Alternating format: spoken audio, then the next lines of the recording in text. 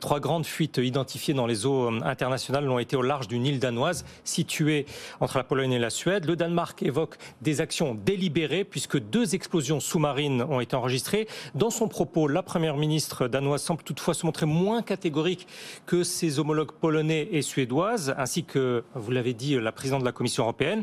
Copenhague et Stockholm, qui mènent l'enquête, se gardent en tout cas de qualifier ces incidents d'actes d'agression. Le ministre danois de la Défense prend l'avion ce matin pour se rendre à Bruxelles afin d'en discuter avec le secrétaire général de l'OTAN. L'événement a en tout cas éclipsé l'inauguration symbolique hier d'une nouvelle voie d'approvisionnement pour le gaz de la Norvège vers la Pologne à travers le Danemark. Qu'en disent les Américains et les Russes? Alors, le Kremlin s'est déclaré extrêmement préoccupé par cet incident. L'agence de presse russe écrit qu'au départ, il a été suggéré que les forces ukrainiennes ou liées à l'Ukraine auraient pu être responsables.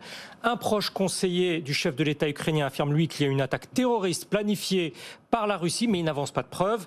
La diplomatie américaine, pour sa part, refuse de parler d'attentat. Washington, par la voix du porte-parole du Conseil de sécurité nationale, se dit prêt à fournir un soutien aux Européens pour leur enquête.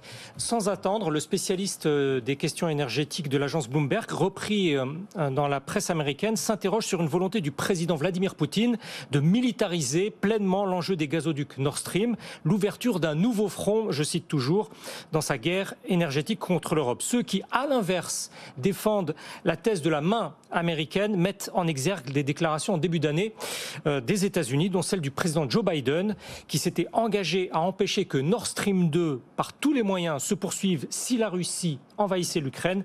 Donc chacun spécule sur les mobiles et les acteurs.